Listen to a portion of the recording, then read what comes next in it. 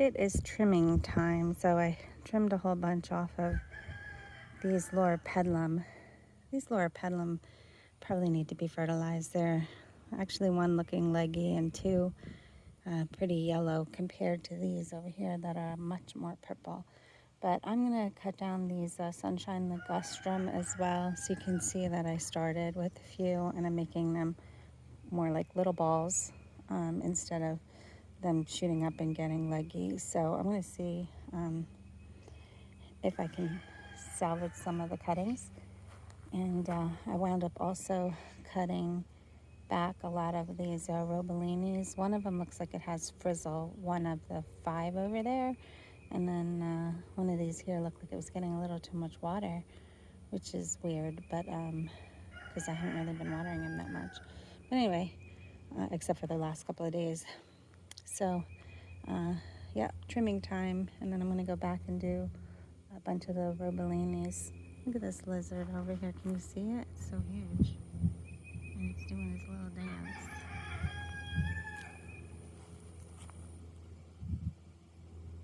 Must be a lady nearby. Anyway, I'll let you see how it looks once all of these are chopped down, pruned. So there you can see they're a little bit more shapely. And what I try to do is cut most all the branches, but drop-crotch them. And to do that, you would say, like this one I didn't cut, you would go down to the bottom where it joins the other branch, where it branches off, and cut them so that it can grow 2 shoots up, like Medusa's head hair of snakes. And then that way, when it'll become more fuller. So everywhere you cut, it'll break off into 2 branches. Don't always get it like that because it would be very time consuming, but that's kind of the game plan. And you can see these aren't in the sun. They're shaded more by the loropetalum, so they're greener.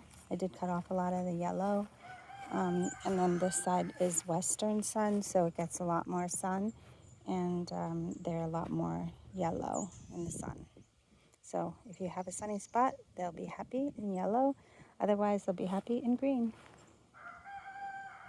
Thanks for watching. It's a windy day out today, but I wanted to give you an update on my beautiful sunshine ligustrums. And this hose never gets back where it needs to be. But they are filling out nicely, and they're gonna need another haircut soon. But look here, it's funny because I did cut back the loropetalum, and so now these are probably getting a little bit more sun than they had. And the new flush is a lot more golden than it was before. So you can see here that this is gold. They were pretty much just green before, but look at this, they're so beautiful. Now this whole area here is, I have new plans for this. I have just discovered Michael McCoy from Australia, and I really want to do like a prairie kind of thing in this area here, but I think it's going to be a little bit, a lot smaller and a little bit more formal. Only because I want to maybe do it in a semicircle there and then carry it across to this bare area here, and I think that would look fantastic. So my thing now is just to try to figure out, because a lot of his plants that he used don't like rain or overly moist conditions in the summertime. They like dry heat, more like desert, and I don't really have that here in Florida. We have it in the wintertime, but not in the summertime. So I'm going to have to make it so that there's really good drainage and maybe lots of sand, or maybe put things in pots. But anyway, that's that. My stepfather trimmed these, and it's grown up a ton of babies here. The muhly grass that I transplanted here as babies is doing excellent. There are a bunch of babies here. I could probably just break them off and stick them in the ground somewhere and they'll grow. And I do want to have more vertical accents and more kind of desert plants here, because some of the, I have tons of agave, which I love, but these are, what is it? It's, I know I'm going to flash the name up on the screen. I think it starts with an A too. It's blanking on me. Anyway, it'll come back. But this doesn't seem to be doing too well. It's not real happy. I've been having a little bit of a struggle with some of the new oleanders with their leaves falling off and aphids and those oleander caterpillars, but I've been controlling them pretty well. And this looks like the branches at the tips died off and in the cold probably, and it has to grow back. Although this branch survived up to here. So that's a giant milkweed. And here are my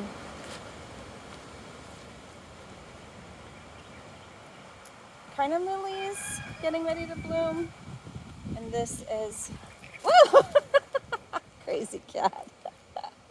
They do that on purpose, you know that. Look how beautiful this Crinum lily is. And you know, this is the thing. So, look at this air plant with its seeds opened. This is a crape myrtle bush, and it's going to be a low one. I'll put the name on the screen. It's a known entity. And then there's another one right here. But these are, it's getting crowded out by this junk here. Watch it be like stinging nettles, something or other. Ooh, that smells too. It's not a good smelling. Anyway, I almost killed these when I got them because I put them right out here without acclimating them to this. And this area actually over there is sunnier because that's the east side, but over here it gets a little bit more shade. And so that's why this one's probably bigger, or maybe they were just bigger in the pot. No, because these are smaller. But you know, I've since started seeing them in the big box stores, and I almost would have rather bought them in the big box store than buying them online, because it's just, I mean, painfully, excruciatingly slow growing here. And I don't expect to see them to flower probably for another year or so. Anyway, this looks like it's getting ready to bloom, and look how gorgeous that is. Crinum lily, and this whole bank will fill up with Crinum lilies. My big concern too is that these are supposed to be really low growing crepe myrtles, so hopefully they don't get past the leaves here. I don't think they will. I think if anything they'll be the same size. And then the flowers will rise above it, which would look really, really nice. But they obviously bloom at different times. The crepe myrtles here bloom closer to July.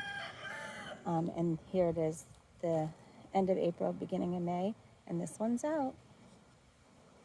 Thanks for watching.